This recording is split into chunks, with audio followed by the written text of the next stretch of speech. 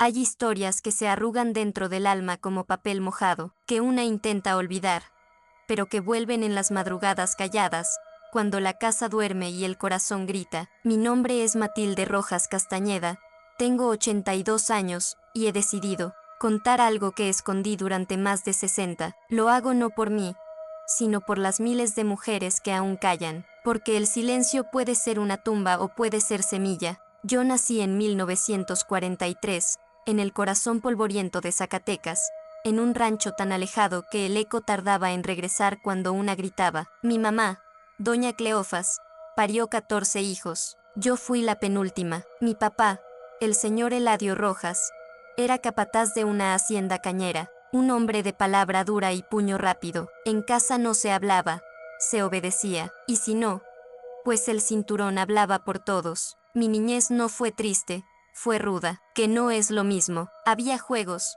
sí, pero también había miedo. El miedo era un invitado constante en la mesa.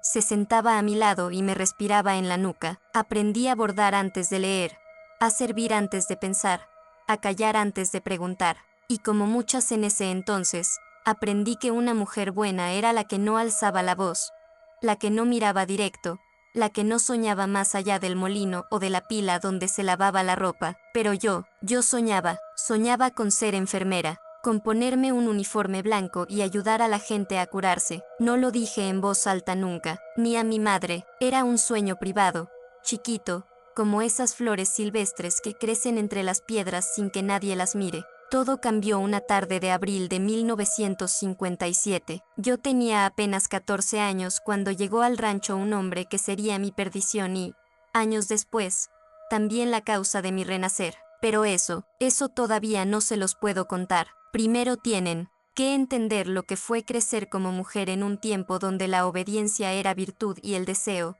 pecado. Buenos días, mis queridos y mis queridas. Les hablo desde el rincón más hondo de mi memoria. Si esta historia resuena contigo, si alguna vez sentiste que tu voz fue enterrada bajo la voluntad de otros, quédate, te prometo que al final, no habrá solo dolor, sino también luz. Luz de esa que nace solo después de la oscuridad más profunda. En aquel tiempo, la vida en el rancho era una mezcla de tierra, trabajo y rezos. Nos levantábamos con los gallos y nos acostábamos con los grillos. Las mujeres, desde niñas, ya, traíamos el delantal amarrado al alma. A los 14 años, yo ya cocinaba para 8 personas, lavaba a mano, cuidaba de mis sobrinitos y sabía exactamente cómo doblar las cobijas para que mi padre no se enojara. Mi madre decía que así era la vida de una mujer decente, servir en silencio y agradecer lo poco. Y yo lo intentaba con todas mis fuerzas, hasta que un día lo vi. Él llegó montado en un caballo negro, con la camisa abierta hasta el pecho, y una sonrisa torcida que a muchas les parecía encantadora. A mí, al principio, me pareció peligrosa. Se llamaba Teodoro Gálvez. Era hijo del nuevo patrón de la hacienda vecina. Venía de estudiar en Guadalajara, decían. Pero algo le pasó allá y lo mandaron de vuelta al rancho para que se hiciera hombre. Yo tenía 14, él tenía 26, y desde la primera vez que me vio en la tienda del pueblo, me clavó los ojos como si yo fuera carne de mercado. Esa noche, cuando regresé a casa con la harina y los frijoles, no pude dormir. No porque estuviera enamorada, no era eso, era miedo, un miedo nuevo, distinto al que le tenía a mi padre, un miedo que no se entendía con palabras, pero que se instalaba en el cuerpo como fiebre. Teodoro comenzó a rondar, a buscar pretextos para venir al rancho. Decía que quería hablar con mi papá sobre los terrenos, pero siempre terminaba mirándome a mí. Yo bajaba la cabeza, me hacía la tonta, pero por dentro temblaba. Una tarde, mientras lavaba ropa en el río con mi hermana mayor, él se apareció. Traía una flor marchita en la mano y una mirada que me hizo sentir sucia. Esa niña va a ser mía, dijo frente a mi hermana. Ya verás, Matildita, lo que quiero, lo consigo. Mi hermana lo enfrentó, lo insultó, lo corrió, pero al llegar a casa, le dijo a mi madre: mamá, ese hombre va a hacerle daño a la Matí. Mi madre guardó silencio, miró al suelo, después fue a prenderle una veladora a la Virgen de Guadalupe, y yo supe entonces que nadie me iba a proteger, ¿Qué si algo pasaba? Sería culpa mía, porque así era en esos tiempos, porque así era en esas casas. Pero lo que pasó fue mucho peor de lo que yo imaginaba, y lo que vino después, aún más. La noche que todo cambió fue una noche sin luna. El cielo estaba cubierto de nubes gruesas y el aire olía a tormenta, pero no llovía. Papá había salido a una borrachera con los hombres del ejido. Mamá estaba acostada con dolor de cabeza. Yo había terminado de lavar los trastes y me disponía a cerrar la puerta de la cocina cuando escuché los cascos del caballo. Ese sonido, seco, irregular, que cortaba el silencio como cuchilla en carne viva. No hice ruido, me quedé quieta, con el corazón retumbando en el pecho, pero no fue suficiente. Teodoro bajó del caballo como si fuera su casa, empujó la puerta, sin tocar, y entró como si el mundo le perteneciera. Buenas noches, Matilde, dijo en voz baja, con esa sonrisa torcida que me revolvía el estómago. No quería irme sin verte hoy. Yo retrocedí instintivamente, hasta quedar contra la pared de adobe. El miedo me tenía amarrada de pies y manos. Mi papá no está, logré decir, temblando. Lo sé, contestó él. Por eso vine. Intenté correr, pero fue más rápido. Me sujetó del brazo con fuerza y me arrastró hacia la mesa. Resistí, grité, rasguñé, pateé, le pegué con una olla, le escupí la cara, pero él era más fuerte, mucho más.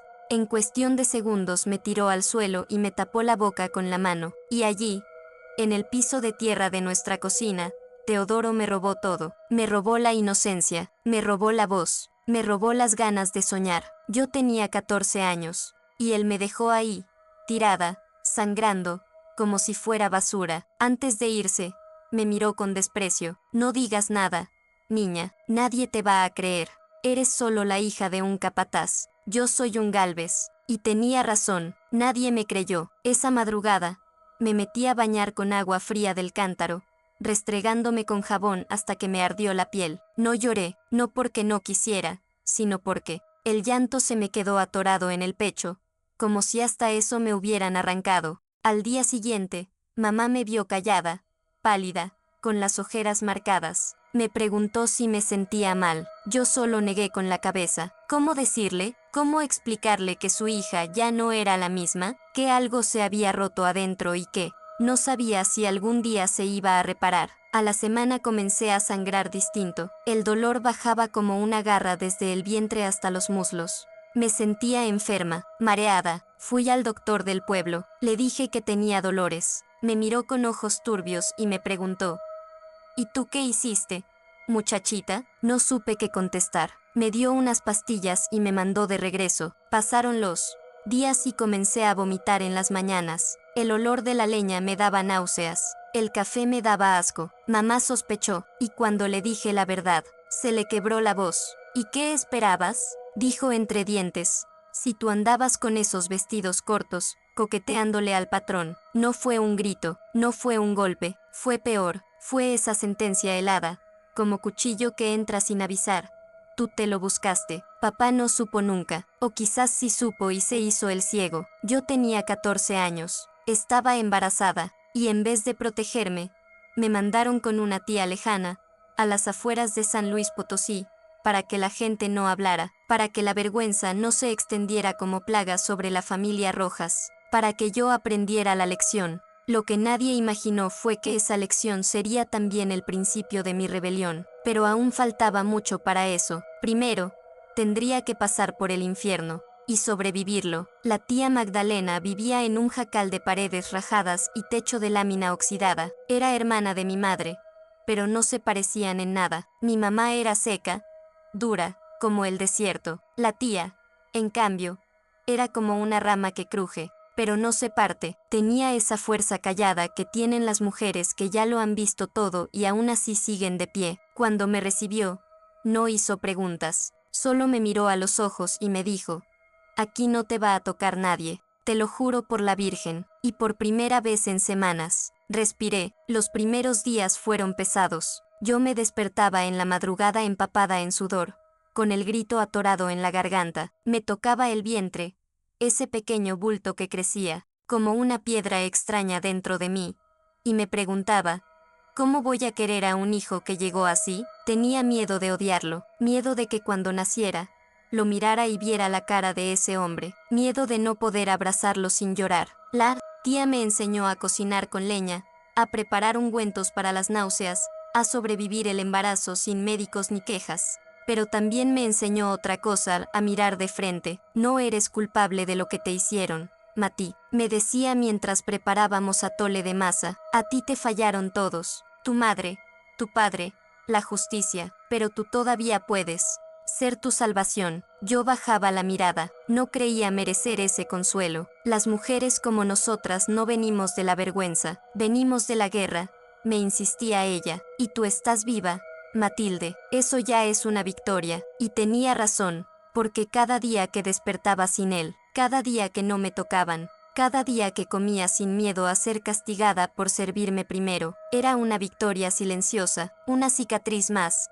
Sí, pero también una llama encendida. Con el paso de los meses, mi cuerpo se fue redondeando como la luna, mi vientre crecía, y con él, la incertidumbre. Yo apenas era una niña y ya cargaba la responsabilidad de traer otra vida al mundo. Las vecinas cuchicheaban a mis espaldas cuando pasaba por la vereda. Mírala, tan joven y ya en pecado. ¿Quién sabe quién habrá sido el desgraciado? Seguro fue ella la que provocó, pero a mí ya no me dolían esas palabras. No después de todo lo que había vivido. Había aprendido, a la fuerza, que la vergüenza no era mía, era de ellos, de los que callaban, de los que miraban para otro lado, de los que preferían proteger apellidos en vez de proteger niñas. Mi tía me enseñó a bordar manteles para vender en el mercado. Con esos centavos comprábamos frijol, sal y a veces un poquito de chocolate para los antojos. Cada puntada en esos manteles era una forma de reconstruirme, una forma de recordarme que, aunque rota, yo seguía siendo útil, seguía siendo valiosa. A los 8 meses, un día cualquiera, mientras lavaba ropa en el lavadero, sentí un dolor agudo en la espalda baja. Me doblé, grité, corrí como pude hacia la casa. Ya viene, tía, alcancé a decir entre jadeos. La tía se movió como relámpago, puso agua a hervir,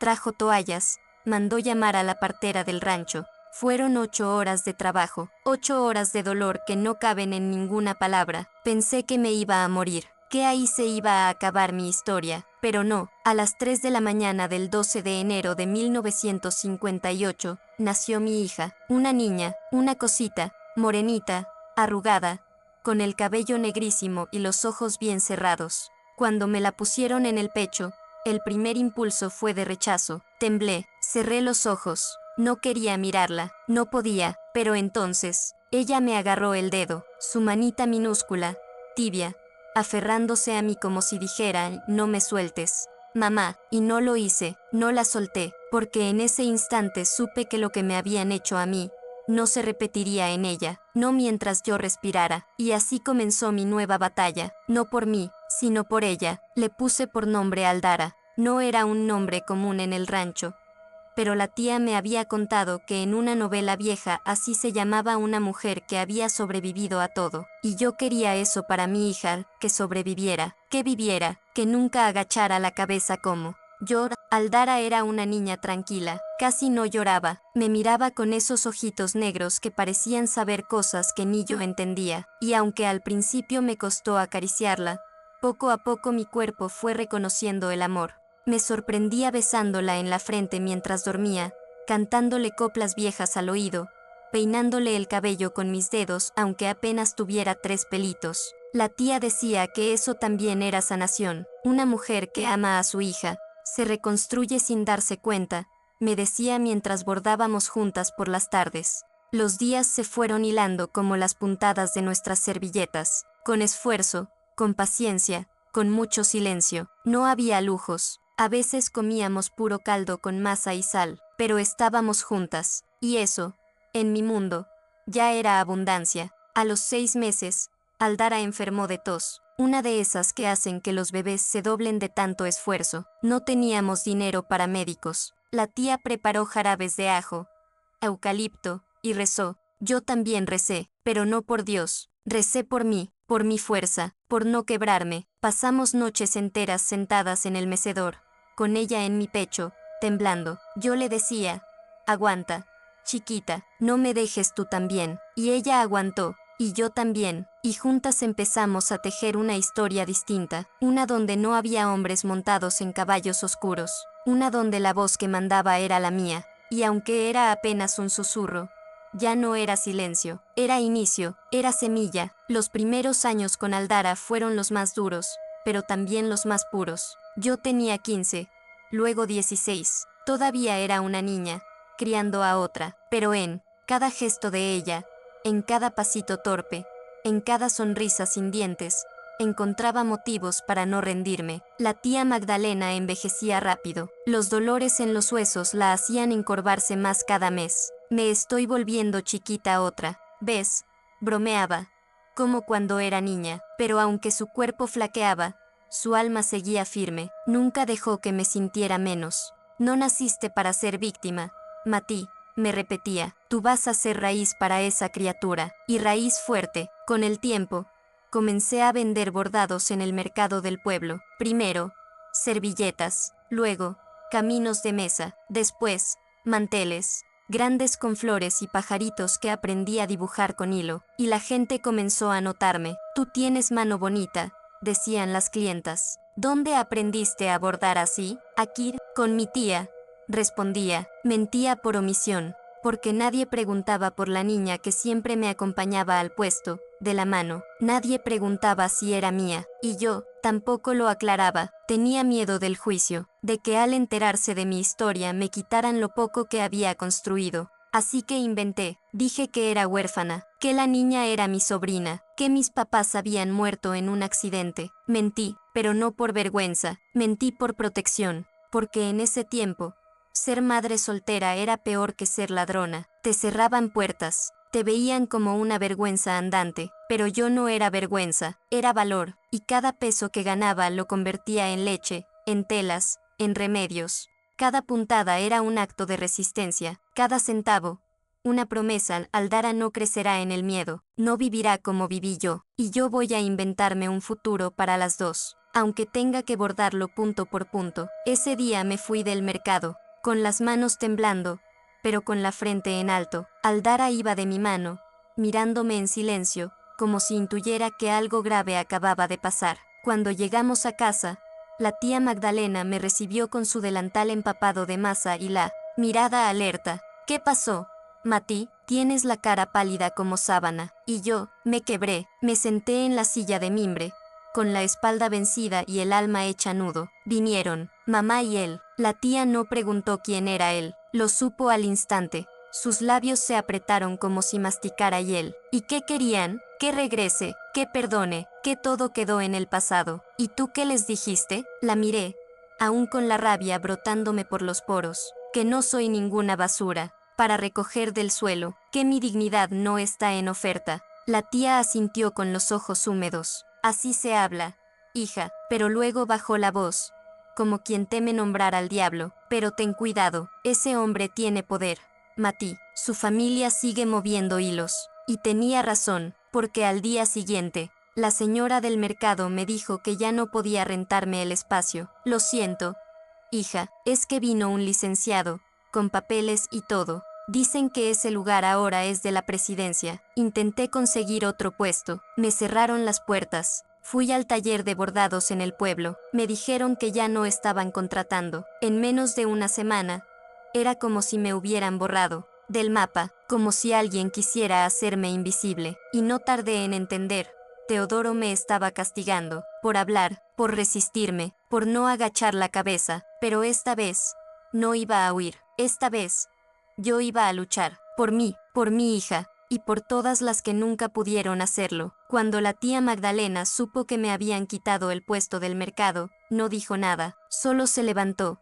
Se quitó el delantal con una lentitud solemne y me miró fijo. «Vamos, ¿a dónde?», pregunté. «A ver a alguien que no le tiene miedo a esos miserables». Yo la seguí sin preguntar más. Caminamos por callejones estrechos hasta una casa sencilla, pintada de azul cielo, con plantas secas en latas de atún y un letrero escrito a mano, Asociación de Mujeres por la Justicia Rural. Ahí conocí a la señora Evangelina, una mujer alta, de rostro curtido por el sol y una mirada que te atravesaba como cuchillo caliente. Así que tú eres la muchachita que se le plantó al hijo del cacique, dijo, sin adornos. Te ves más chiquita de lo que imaginaba. Yo no sabía si me estaban juzgando o admirando, pero pronto lo entendí. Evangelina era una de esas mujeres que ya no le debía miedo a nadie. Aquí no te vamos a prometer milagros, Matilde, me dijo, pero sí te podemos acompañar en la pelea. Y yo, por primera vez en mi vida,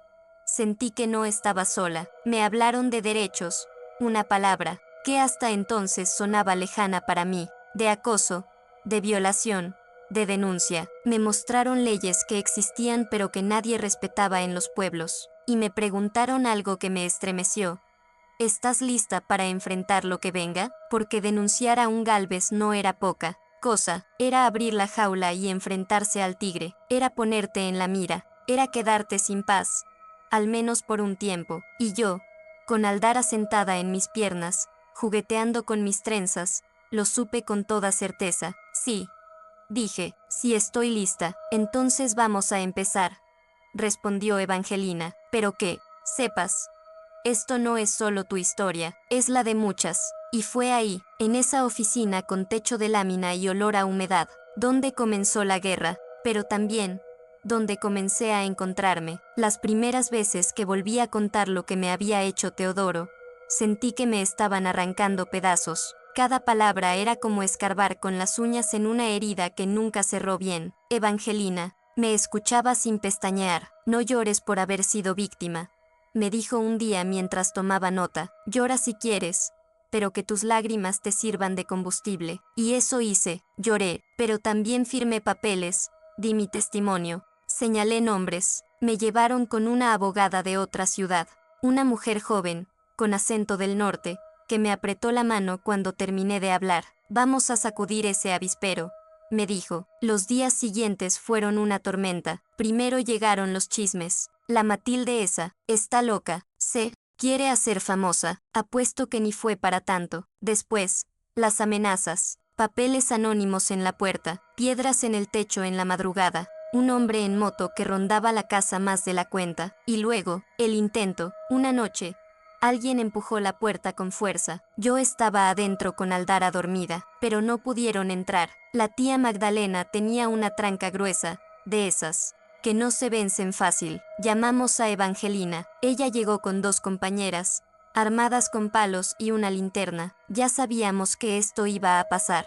Desde ese día, se turnaban para dormir afuera de nuestra casa, como guardianas invisibles. Una noche me senté junto a Evangelina en el porche. Le pregunté, ¿por qué hacen esto por mí? Ella miró al cielo, como si contara estrellas. Porque cuando tenía tu edad, yo también tuve que callar. ¿Y por qué no hablaste? Porque no había nadie que me creyera. Volteó a verme, pero tú no estás sola, y eso lo cambia todo. En ese momento supe que algo más grande estaba naciendo. No era solo mi denuncia, era un fuego colectivo, una rabia vieja que por fin tenía nombre. Y si alguien pensaba que me iba a echar para atrás, no me conocía. Una mañana cualquiera, mientras acomodaba los bordados en una mesita improvisada en el patio, escuché la voz temblorosa de una mujer al otro lado del portón. ¿Aquí vive Matilde Rojas?, preguntó. Salí. Era doña Rosa, una señora delgada, con la cara surcada por los años y la mirada húmeda. Traía en los brazos un rebozo color vino, arrugado, como si hubiera sido apretado por horas. Yo también fui de él, susurró, como si confesara un crimen. No tuve que preguntar de quién hablaba, lo supe al instante. La invité a pasar, le ofrecí un café de olla, se lo tomó sin azúcar, en silencio. Tenía 17, fui a limpiar en casa de los Gálvez. Una semana después ya no podía mirar a nadie a los ojos, me contó, y así como ella, comenzaron a llegar otras, una a una, con historias diferentes, pero con el mismo final: violencia, silencio, vergüenza, culpa, y todas, con una frase que se repetía como eco. Pensé que era la única. Evangelina comenzó a tomar testimonios. La abogada empezó a armar un caso colectivo. El monstruo ya no tenía una sola víctima, tenía muchas, y nos estábamos organizando. El rumor llegó hasta el pueblo. La Matilde está armando revuelo. está jalando a otras para acusar a los Gálvez. No tarda en salir en los periódicos. Y no se equivocaban. Una reportera de la capital, joven, aguerrida, llegó al pueblo con su grabadora y su libreta. Quería contar la historia. Si ustedes hablan, esto se va a saber en todo el país, nos dijo. Nos reunimos. Algunas dudaron. ¿Y si nuestras familias se enteran? ¿Y si nos tachan de locas? Pero yo hablé. Si no rompemos el silencio, nuestras hijas vivirán lo mismo, y nuestras nietas también, y una a una. Fuimos diciendo, yo también. Esa fue la primera vez que sentí que la vergüenza cambiaba de bando. Ya no era mía, era de él, del agresor, del intocable, del que ya no era invisible. Y eso era apenas el comienzo. La nota salió publicada un domingo. Página completa, título en negritas. El silencio de las hijas del campo, los abusos del hijo del patrón. No mencionaron nuestros nombres, por seguridad, pero en el pueblo, todos sabían, bastó con leer entre líneas. Las miradas comenzaron a pesar más, unas con lástima, otras con rabia, y unas pocas, las que más dolían, con burla. ¿Y por qué hasta ahora? Decían en voz baja, si de veras fue cierto, ¿por qué no lo dijo en su momento? Pero por cada lengua envenenada, aparecía una mano que se extendía, una mujer que callaba, pero me abrazaba, un joven que alzaba el puño al pasar, un maestro que me dijo en la plaza, usted me enseñó más con esto que todos mis años de escuela. Teodoro no apareció, se refugió en la hacienda, tras muros altos y puertas cerradas, pero su padre, don Remigio Gálvez, el cacique mayor, sí dio la cara, convocó una conferencia de prensa en la presidencia municipal, y ahí, con su voz engolada y su traje de lino blanco, dijo, mi hijo es un hombre honesto. Estas acusaciones son infamias para desprestigiar a mi familia. Y luego, como una puñalada por la espalda, añadió, hay mujeres que se arrepienten de sus decisiones y buscan arruinar la vida de hombres decentes. Yo lo escuché desde el patio de casa, por la radio vieja de la tía Magdalena. Apretaba los dientes, no por lo que decía, sino por lo que significaban. Nos querían hacer retroceder. Pero ya era tarde, ya habíamos hablado, ya nos habíamos nombrado, y cuando una mujer rompe el silencio, miles encuentran su voz. Evangelina entró a la cocina con un sobre. Era la notificación oficial. El Ministerio Público había abierto una carpeta de investigación. Lo que por años fue un secreto vergonzoso, ahora era un expediente con sello del Estado. Y yo, que había sido silenciada por tanto tiempo, ahora iba a testificar, con la frente en alto, y con la voz firme, porque ya no tenía miedo. El día que me citaron para rendir mi declaración formal, sentí que el corazón se me quería salir del pecho, no por miedo a hablar, sino por miedo a recordar, a revivir. Evangelina me acompañó, y también doña Rosa. Nos sentamos en la fiscalía de la cabecera municipal, rodeadas de paredes frías y expedientes apilados que olían a humedad y desidia. Un joven funcionario me pidió que contara todo con detalle, desde el principio, señora Matilde, y lo hice. Cada palabra salió como cuchillo afilado, sin llorar, sin titubear, porque lo había llorado todo antes, porque ahora ya no hablaba, desde el dolor, sino desde la dignidad. Cuando terminé, el fiscal se quedó en silencio un momento, luego cerró su libreta y dijo, esto no va a ser fácil, es un caso viejo, él tiene recursos. Lo miré sin miedo, yo tengo la verdad. Salimos del edificio con el sol cayendo de lleno en nuestras caras, y justo ahí, en la banqueta, me encontré con el rostro del odio. Una mujer alta, bien peinada, con un vestido de encaje crema. Era la madre de Teodoro. ¡Qué vergüenza que tu hija tenga que cargar con tus mentiras! Me escupió, y fue la primera vez que Aldara escuchó todo. Tenía 6 años. Me miró con esos ojos grandes, llenos de duda. Mamá, ¿por qué esa señora dijo que mientes? La abracé fuerte, la levanté en brazos, aunque ya pesaba más de lo que mi espalda podía soportar, porque a veces, mi amor, cuando una mujer dice la verdad, hay quienes prefieren creer la mentira. Esa noche, la tía me dio un té de canela y me acarició el cabello mientras yo temblaba en silencio. Estás haciendo lo correcto, hija, me dijo, aunque el mundo te lo quiera cobrar caro. Y lo estaba cobrando, porque en el pueblo ya no me saludaban igual, porque algunas amigas comenzaron a evitarme, porque un día alguien rayó la puerta de la casa con tinta negra, mentiras como tú deberían callarse para siempre, pero yo no me iba a callar, porque ya no era solo por mí, era por Aldara, por Doña Rosa, por Evangelina, y por todas las que nunca tuvieron oportunidad de hablar. El silencio ya no era mi casa, ahora, mi casa era la palabra. Con el tiempo, aprendí que la verdad duele, pero también libera, y que cuando una mujer se atreve a hablar, no solo rompe cadenas propias, también rompe las que otras llevan en silencio. La noticia del juicio contra Teodoro Gálvez llegó a los periódicos de la capital, y con eso, el caso dejó de ser el chisme de un pueblo para convertirse en escándalo nacional. Hijo de cacique rural enfrenta acusaciones por abusos cometidos hace décadas, decía el titular, y debajo, sin nombres, sin rostros, hablaban de las mujeres valientes, que decidieron romper el pacto del silencio. Ese día me temblaron las manos, no por miedo, sino porque por fin nos estaban viendo, pero no todo fue apoyo. Un domingo por la tarde, mientras Aldara jugaba en el patio con una muñeca de trapo, la sexta callada, como ida, me senté junto a ella. ¿Qué tienes, hija? En la escuela me dijeron que mi papá era un monstruo, murmuró. Mi corazón se detuvo un segundo, no sabía que ya lo había escuchado. ¿Quién te dijo eso? Una niña, su mamá le contó. Yo la abracé tan fuerte como pude. Escúchame bien, mi amor, tú no tienes la culpa de nada, no eres responsable de las decisiones de los adultos. ¿Y es verdad?, preguntó, ¿lo que dicen de él? La miré a los ojos, y por primera vez le conté, con palabras simples, lo que me había pasado. Le dije que fue un hombre malo, que me hizo daño cuando yo era una niña, y que de eso había nacido ella. Aldara no lloró, solo me abrazó el cuello y dijo,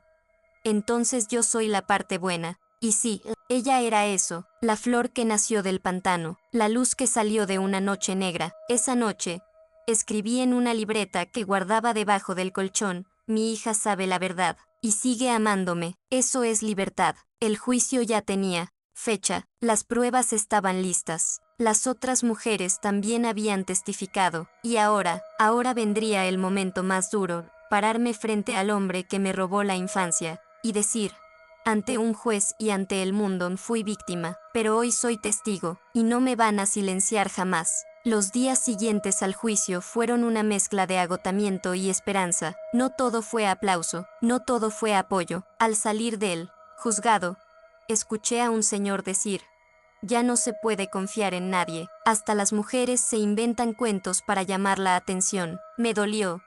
Claro que sí, pero también supe que su ignorancia ya no tenía poder sobre mí, porque por cada lengua envenenada, había una mano que me ofrecía agua, una vecina que dejaba un pan dulce en la reja, una joven que me abrazaba sin decir palabra, y lo más importante, otras mujeres comenzaron a alzar la voz. Después de mi testimonio, pasaron al estrado Doña Rosa, una señora de voz temblorosa que tardó 10 minutos en poder decir una sola palabra, pero cuando habló, ¡ay!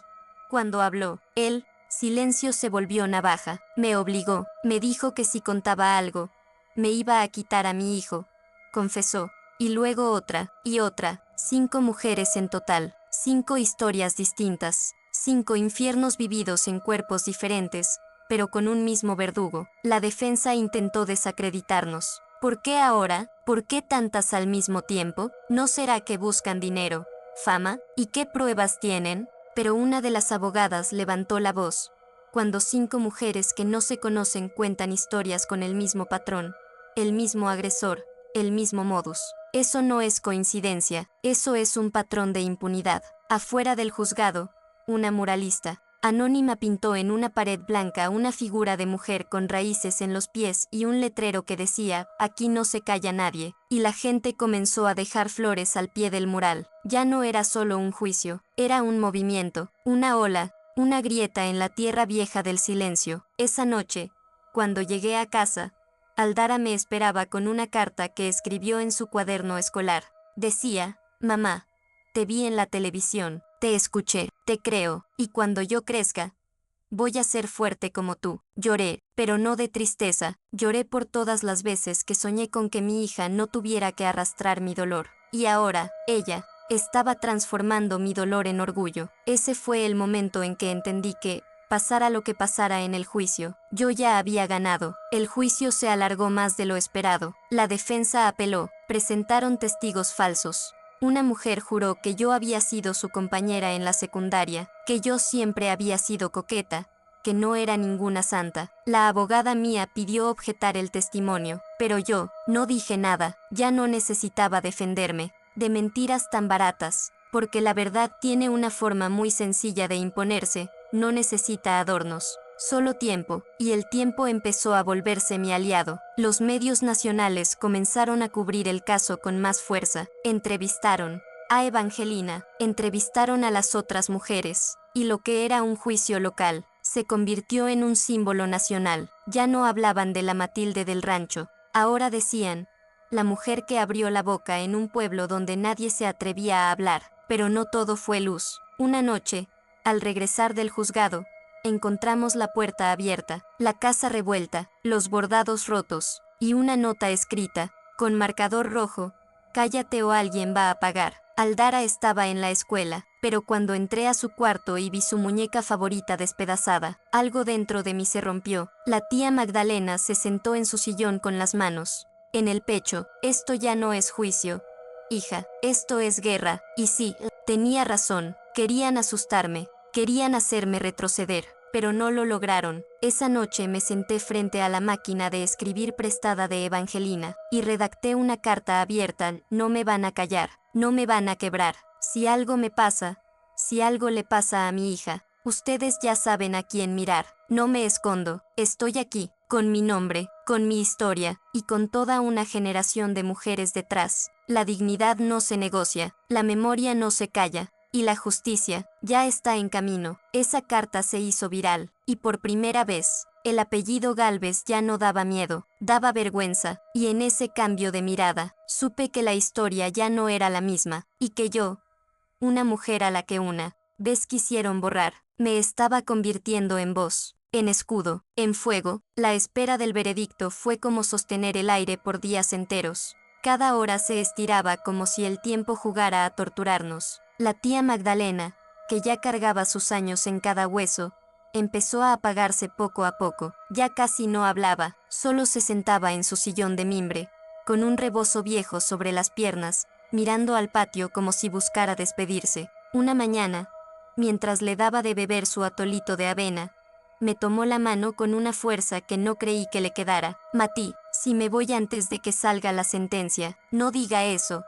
Tía, escúchame, por favor. Y ahí, con la voz bajita, casi en susurro, me dijo, no te detengas, no te acomodes en la rabia, haz que todo esto sirva para otras. Yo lloré en silencio, porque sabía lo que me estaba diciendo. Esa tarde se durmió, y ya no despertó. La enterramos al día siguiente, en el panteón del cerro, junto a su madre. La comunidad entera fue, y aunque hubo silencio, ese silencio no era de indiferencia, era de respeto. Yo cargué su retrato con bordes de girasoles, como ella quería, y frente a su tumba, prometí, no voy a parar, ni con miedo, ni con dolor, ni con cansancio, porque tú me enseñaste que una mujer con memoria no necesita permiso para hacer justicia. A los 3 días llegó la notificación oficial. El juez daría su veredicto en audiencia pública. Mi estómago se hizo nudo, no por duda, sino porque ese momento era el cierre de una herida, y la apertura de otra, la del después. ¿Cómo se sigue después de que el mundo te ve sangrar y sobrevivir?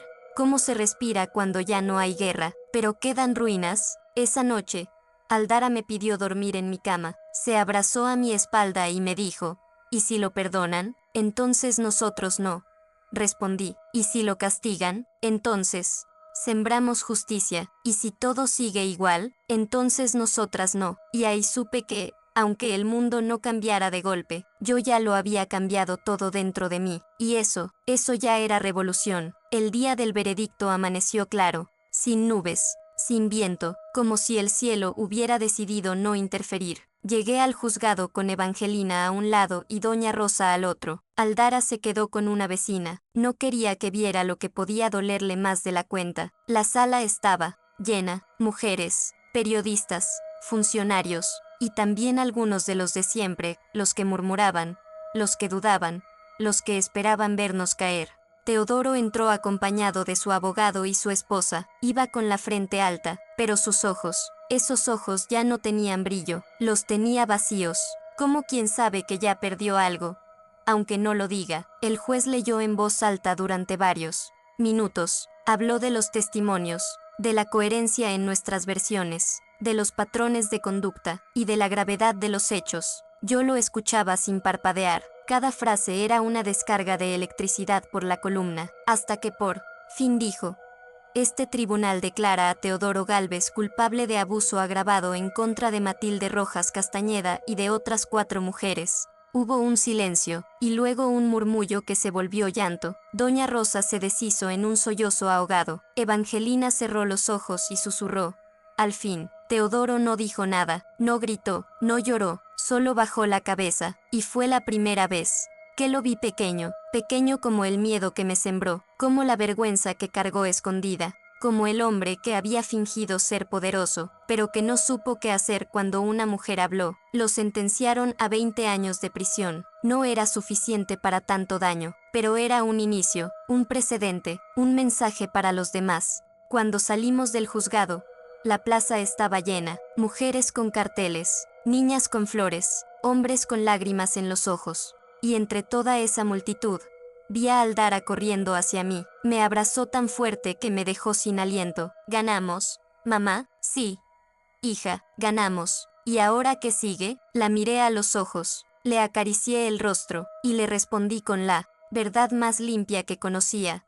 Ahora, seguimos viviendo, pero sin miedo. Los días posteriores al veredicto fueron raros, como si todo el pueblo se hubiera quitado un vendaje de los ojos. Pero aún no supieran cómo mirar. Algunos me saludaban con respeto, otros bajaban la mirada al cruzarse conmigo, y unos cuantos seguían en su burbuja de negación, pero yo ya no necesitaba aprobación, porque había recuperado algo mucho más valioso, mi voz. Evangelina me propuso un proyecto. ¿Y si abrimos un centro para mujeres? ¿Aquí? Pregunté. ¿Dónde más? Aquí es donde más se necesita. Y así comenzamos, con donaciones, con telares, concursos de bordado y lectura. Llamamos al lugar Casa Tía Magdalena, en honor a la mujer que me dio techo cuando me arrojaron a la calle, en honor a la que me enseñó que el silencio también puede coserse con aguja, pero que un día hay que cortarlo con tijera. Las mujeres empezaron a llegar, unas con historias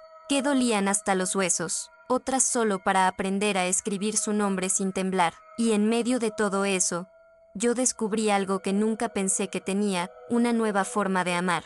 Un periodista joven que había seguido el juicio vino a grabar un reportaje sobre la casa. Se llamaba Santiago, ojos tranquilos, voz suave, y una paciencia que me hizo desconfiar. ¿Y tú qué quieres?, le pregunté una tarde, mientras servíamos café. Escuchar, dijo. Nada más, por ahora.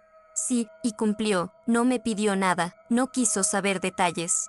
Solo se quedó, y con el tiempo, yo también me quedé, con él, conmigo, con nosotras, porque aprender a amar después del trauma, también es un acto de valentía. Una noche, Aldara me vio arreglándome frente al espejo, me pinté los labios de rojo. Ella me miró y preguntó: ¿te vas a casar? Solté una carcajada. No, mi amor, solo voy a cenar. ¿Con él? Sí. ¿Y lo quieres? La miré. Me estoy aprendiendo a querer, sin miedo, y ella sonrió. Entonces sí, verá, y entendí que la justicia no solo se gana en los tribunales, también se construye con ternura, con tiempo, con nuevos comienzos, porque aunque nadie me devolviera lo que perdí, yo estaba volviendo a florecer. Con los meses, Casa Tía Magdalena se convirtió en más que un refugio, era una escuela de vida, una trinchera suave, un taller de memorias donde se remendaban almas. Llegaban niñas con los ojos rotos, se iban mujeres con la espalda recta. Yo les enseñaba a bordar, sí, pero también a decir no, a escribir denuncias, a leer en voz alta sin miedo, a tomar la palabra como un derecho y no como un permiso. Una tarde, mientras revisaba unos hilos enredados, una joven se acercó con una libreta. Señora Matilde, ¿usted me puede ayudar a contar mi historia? La miré, y sin pensarlo, dije: claro que sí, aquí nadie nace muda, aquí todas tenemos algo que decir. Así nació el taller de voz propia, donde las mujeres escribían sus vivencias y las leían entre ellas, con voz temblorosa al principio, y firme al final. Aldara, que ya tenía 8 años, se sentaba al fondo, dibujando, pero escuchaba todo, y un día, sin que nadie se lo pidiera, escribió su primer poema. Mi mamá tiene cicatrices, pero también tiene alas, y aunque a veces se cansa, nunca deja de volar. Se lo mostró a Santiago, y él lo publicó, con su permiso, en una revista de derechos humanos. Ese poema recorrió el país, y muchas comenzaron a preguntar, ¿quién es la hija de Matilde? Y ella respondía, con orgullo, soy Aldara, y no tengo vergüenza de cómo nací. Esa frase fue mi redención completa, porque durante años pensé que ella cargaría mi historia como una cruz, pero no, la llevaba como estandarte. Una noche, cuando las estrellas parecían colgar bajito, salimos al patio y Aldara me preguntó, ¿tú crees que un día ya no haya mujeres que tengan que hacer lo que tú hiciste? Me quedé pensando, no lo sé, hija, pero si ese día llega, será porque muchas se atrevieron a hablar antes. Ella me tomó la mano, entonces yo también voy a hablar, y supe, con una paz que nunca antes había sentido, que todo valió la pena, porque la lucha no terminó conmigo, apenas comenzaba, y ahora, iba en otras voces,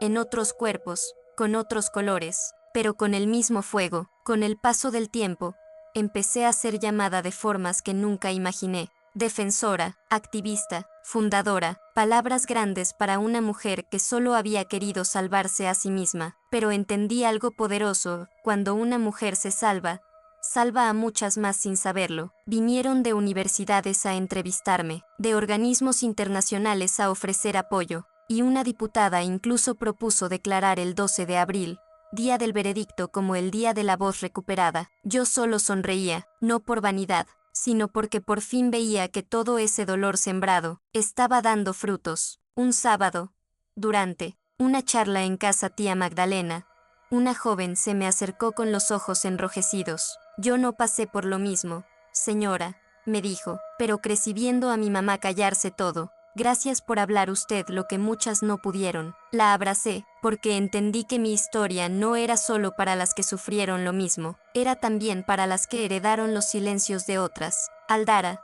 ya con 9 años, comenzó a ayudarme en los talleres. Se convirtió en mi sombra luminosa. A veces leía los textos de las otras mujeres en voz alta. Tenía una entonación que estremecía, y cada vez que terminaba, decía al final, este testimonio merece ser escuchado. Santiago, por su parte, grabó un documental con todo lo vivido. Se llamó La casa que bordó la justicia. Lo presentaron en festivales, ganó premios, pero más que eso, tocó corazones. El día de la proyección en el pueblo, la plaza se llenó como nunca. Niñas, ancianas, maestras, panaderas, estudiantes, y cuando mi rostro apareció en pantalla, hablando frente al juzgado, hubo un aplauso largo, lleno de algo que solo supe nombrar después: reconocimiento. Ya no me miraban con lástima, ni con escándalo, me miraban con respeto, y eso, en un mundo que suele romper a las mujeres, es una forma de justicia. Esa noche,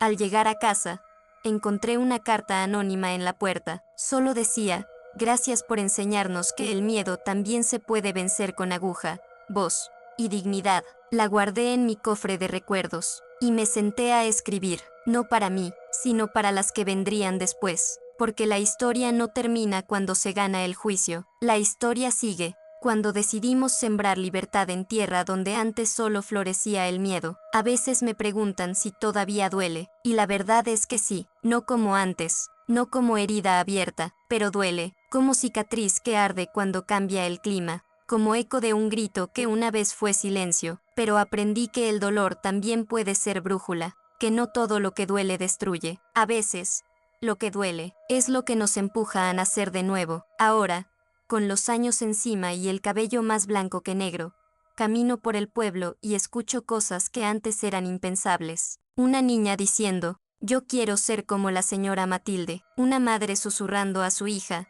si algo te pasa, tú hablas, no te calles. Y un hombre, sí, un hombre, deteniéndose a decir, gracias por lo que hizo. Tengo hijas, y ahora sé cómo cuidarlas mejor.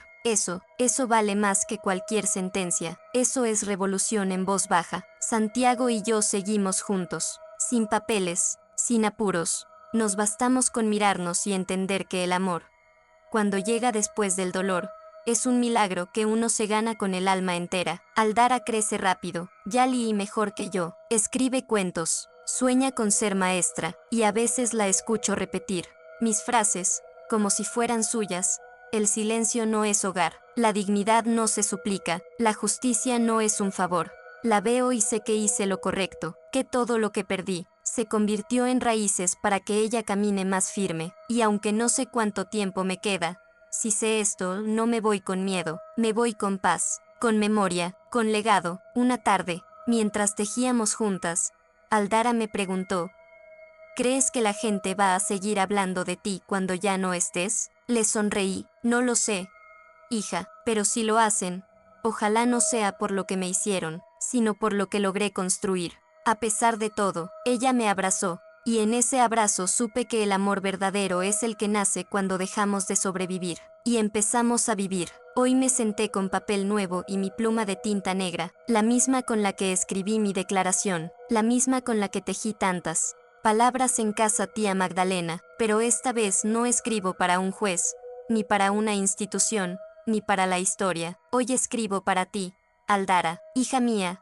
Si estás leyendo esto, es porque ya estás grande. Tal vez estás buscando respuestas. Tal vez te dio por hurgar entre mis cosas. Y eso está bien, porque aquí, entre estas páginas, está quién fui y quién me hice. Naciste en una noche difícil. Fuiste fruto de un acto que jamás debió suceder, pero nunca, ni un solo día, dejaste de ser mi alegría más pura. Nunca fuiste un error. Fuiste mi motor, mi promesa, mi renacimiento. Me miraste llorar en silencio, me viste sostener la mirada cuando querían hundirme, y también me viste reír por primera vez sin miedo, abrazando un amor que no llegó con gritos, sino con calma. Todo lo que viví, hija, todo, fue para que tú no tengas que vivirlo.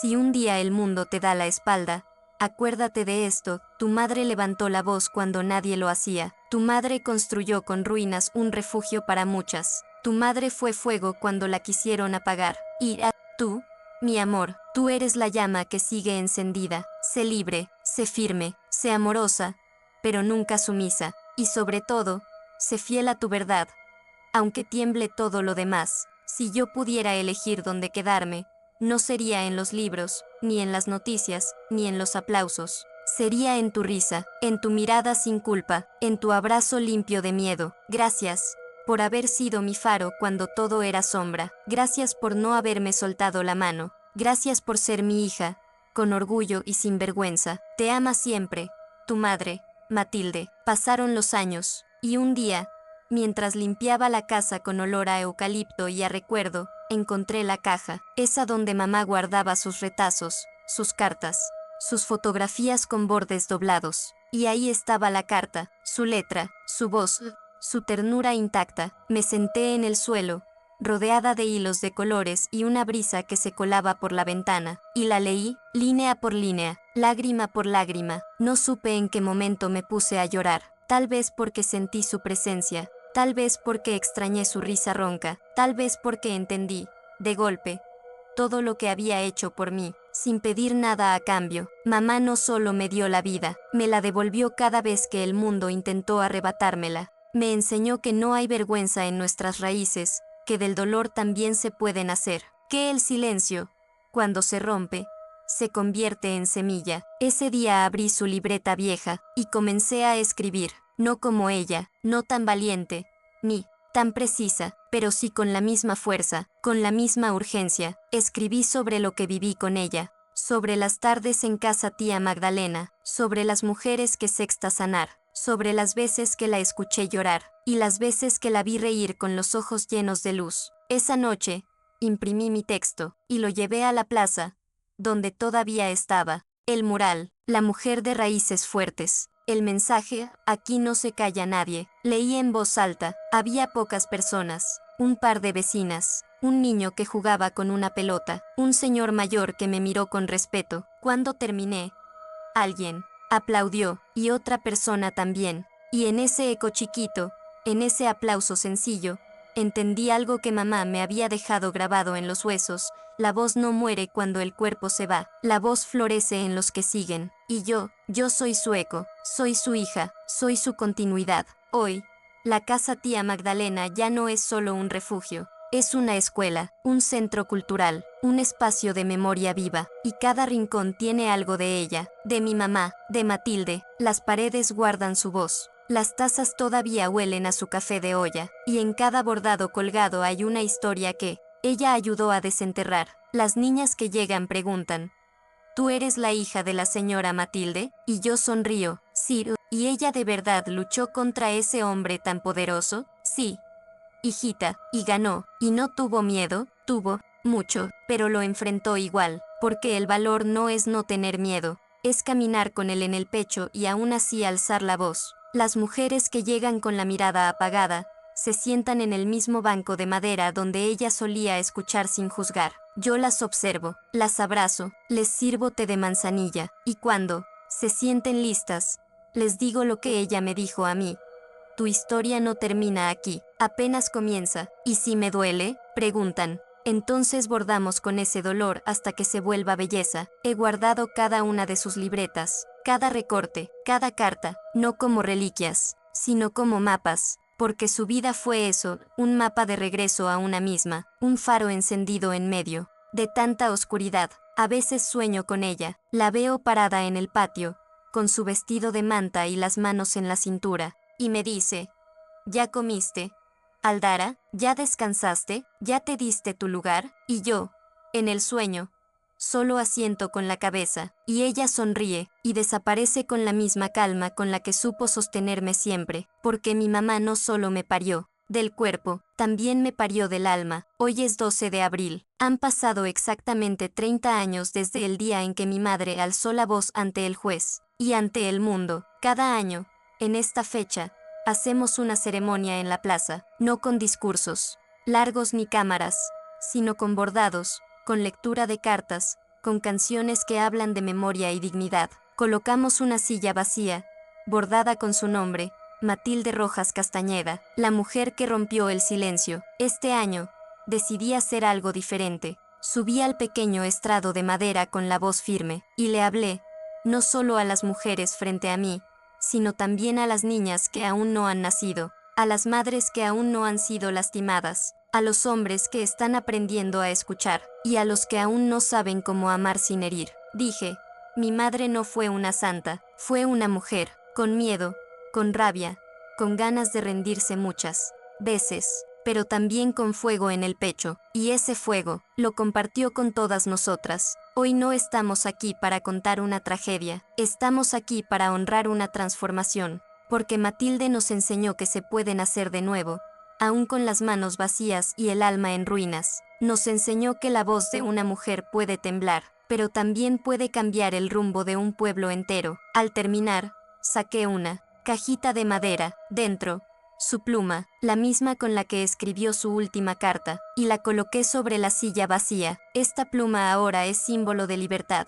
dije, y quien quiera usarla para contar su verdad, que sepa que aquí tiene un lugar. Hubo un silencio, y luego, como si el viento llevara su aprobación, una ráfaga suave movió los listones de colores que colgaban sobre la plaza, y yo sentí su abrazo, no el que me daba cuando niña, sino uno más grande, uno que envolvía a todas, porque Matilde ya no era solo mi madre, ahora era de todas, de las que fuimos, de las que somos, y de las que seremos. Esa noche, cuando todas se fueron y la plaza quedó en silencio, me quedé sentada frente a la silla vacía. El aire olía a jacarandas y a incienso. Las estrellas titilaban como si aplaudieran en secreto, y por un momento, cerré los ojos y la sentí. Sentí sus manos ásperas en mi cabello, su voz rasposa susurrándome al oído: lo hiciste bien, hija, lo hiciste mejor de lo que yo soñé. Y ahí, bajo ese cielo profundo, entendí que la historia de mi madre no fue solo una historia de dolor, fue una historia de resistencia, de memoria, de reconstrucción, una historia donde el horror no tuvo la última palabra, donde el silencio fue vencido por la palabra tejida con verdad, donde el amor no fue romanticismo, sino acto político, radical, salvaje. Yo, Aldara, soy hija del coraje, hija de la voz que brotó en un pueblo que solo sabía callar, hija de la mujer que convirtió su herida en hogar para otras. Y si hoy estás escuchando esto, si llegaste hasta aquí, quiero que sepas algo, tú también puedes romper tu cadena. Tú también puedes escribir un final distinto, tú también puedes volver a nacer, con tu nombre completo, con tu historia a cuestas, con tu dignidad intacta, porque no importa cuán oscuro haya sido tu inicio, si tienes fuerza para hablar, si tienes amor para sanar, si tienes fuego para seguir, entonces tienes todo para transformarte, y como decía ella,